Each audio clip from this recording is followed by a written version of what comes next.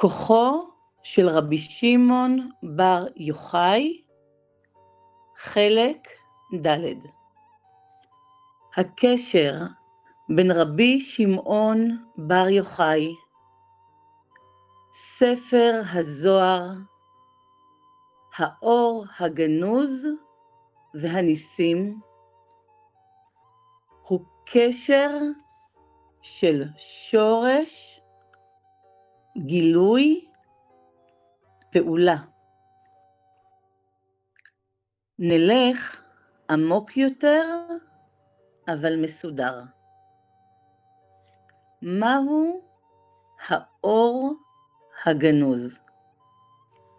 במקורות חז"ל נאמר שהקדוש ברוך הוא ברא אור מיוחד ביום הראשון. אור כזה שאדם יכול לראות בו מקצה העולם ועד קצהו.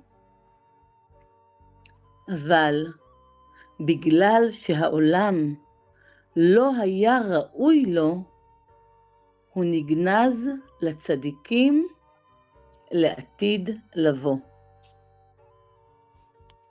זה אור של בהירות מוחלטת. אין בו הסתרה. המציאות נראית אחדותית לגמרי.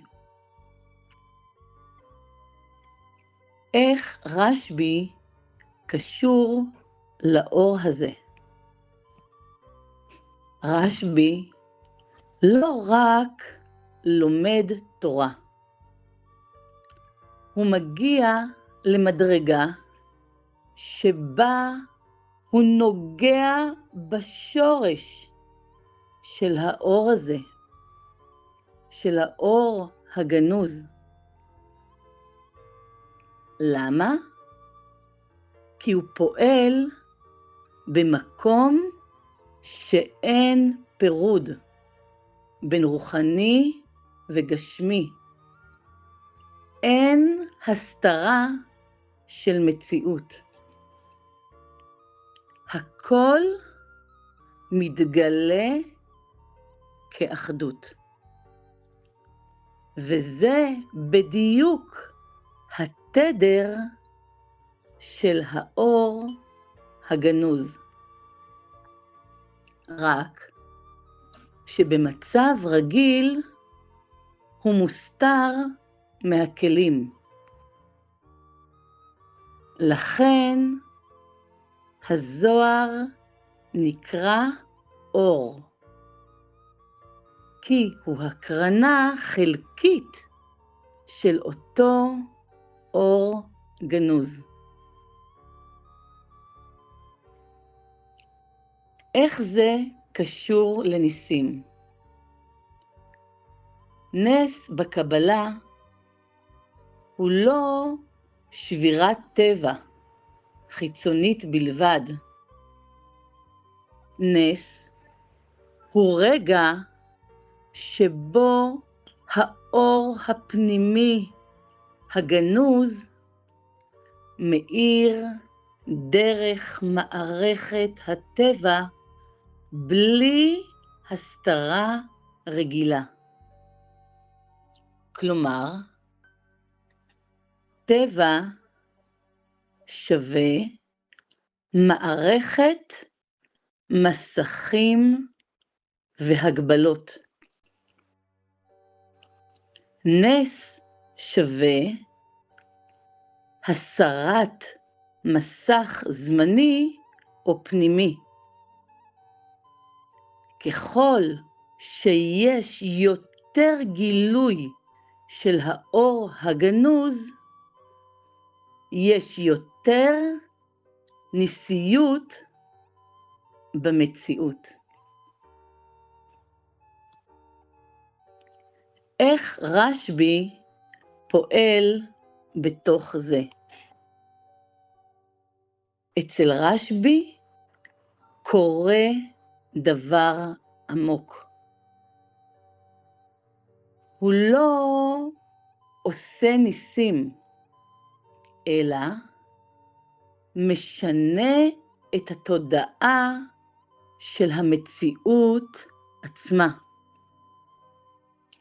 בגלל זה נאמר עליו שהוא יכול לפתור את העולם מן הדין, בגלל שהוא מגלה רחמים שמעל הטבע.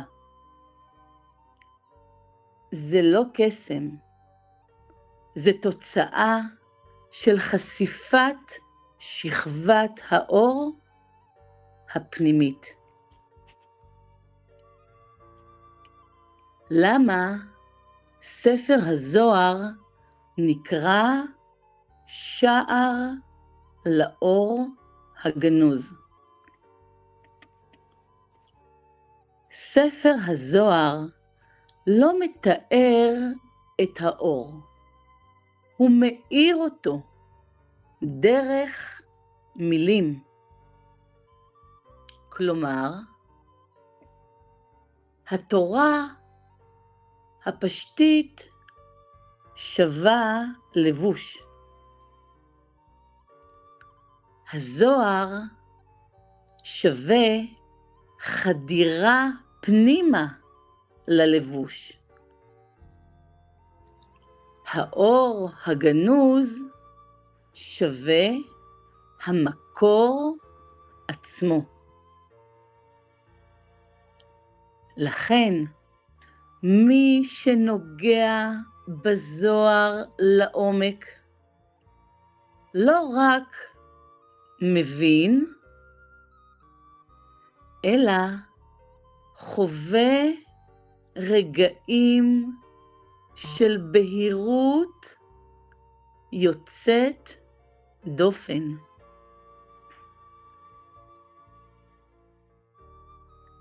החיבור האמיתי בין שלושתם. אפשר לסכם כך: האור הגנוז הוא מקור המציאות. רשב"י זו תודעה שנוגעת במקור הזה. ניסים זה האור כשהוא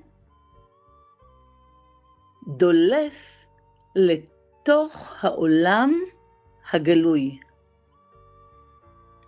כל נס הוא בעצם סדק שבו האור הגנוז מצליח להופיע בתוך טבע רגיל.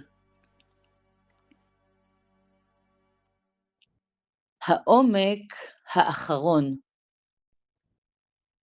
החידוש של רשב"י הוא לא רק שהוא מגלה אור, אלא שהוא מלמד שהאור הגנוז הוא לא רק בעתיד, הוא קיים עכשיו, רק מוסתר. כלומר, ניסים לא נוצרים כי המציאות נשברת, אלא כי לפעמים ההסתרה נחלשת לרגע.